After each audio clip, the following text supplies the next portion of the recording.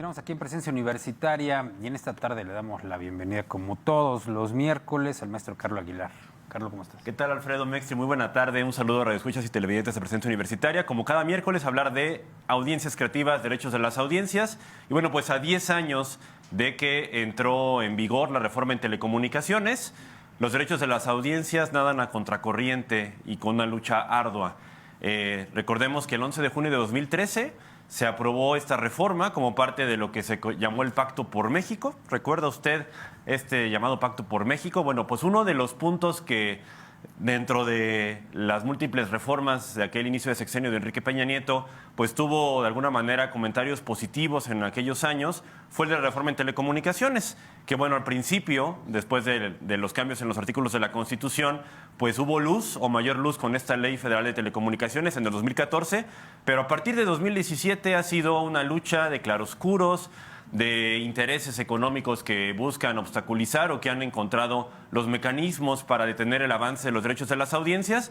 Y este nado a contracorriente, como le llaman en el documento que publicó DPL News hace unos días, para hacer un balance de estos 10 años de la lucha por los derechos de las audiencias, pues ha sido más por los esfuerzos de la llamada sociedad civil, de organizaciones sociales y de la Asociación Mexicana de Defensorías de Audiencias de la AMDA. Ahí tenemos, para quienes nos siguen a través de televisión y redes sociodigitales, la portada de este documento, 10 años de la reforma de telecomunicaciones en México, que como parte del balance que hacen especialistas, analistas y distintos conocedores y conocedoras de este tema, entre ellos Violeta Contreras, pues hay un apartado sobre derechos de las audiencias que tiene como título Derechos de las audiencias en pugna, además de también otro apartado sobre medios públicos, sobre el IFT, este organismo que también cumple 10 años en estos días, o cumplió 10 años de su creación, es producto de la reforma en telecomunicaciones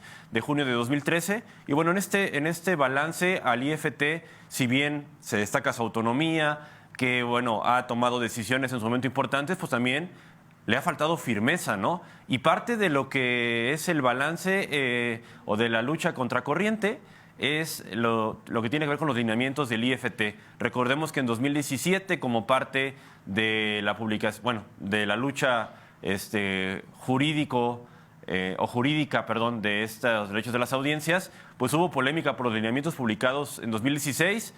La consejera jurídica del entonces gobierno federal de Peña Nieto y legisladores de la bancada dominante en aquel sexenio interpusieron recursos o controversias constitucionales contra los lineamientos. Hubo un impasse, el periodo de stand-by, hasta que la Suprema Corte de Justicia, después de la lucha ciudadana y de la AMDA, dijo los lineamientos se tienen que respetar. Y bueno, pese al enojo de la industria, de los medios, de empresarios, de concesionarios, pues los derechos de las audiencias están vigentes.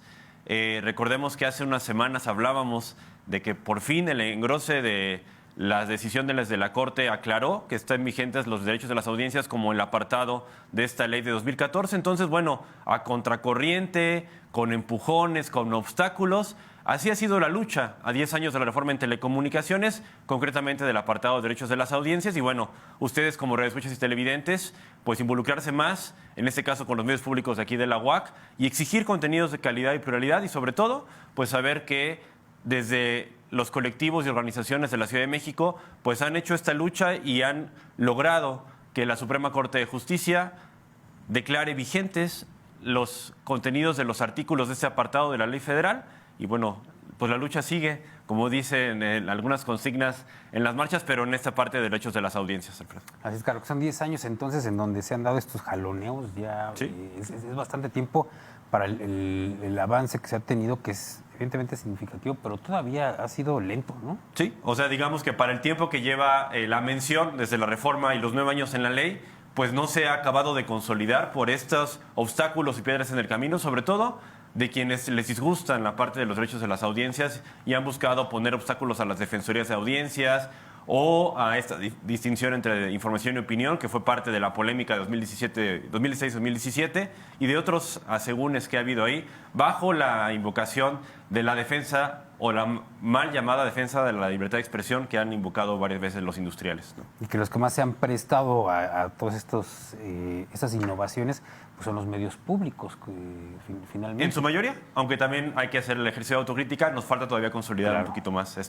sobre todo digamos, en la participación de las audiencias en los distintos programas y mecanismos para ejercer estos derechos, ¿no? Excelente, Carlos. Pues estaremos entonces dándole seguimiento a este tema como siempre. Gracias. Sí, Alfredo. Gracias a ustedes. Muy buena tarde. Nos vemos la otra semana. Hasta luego.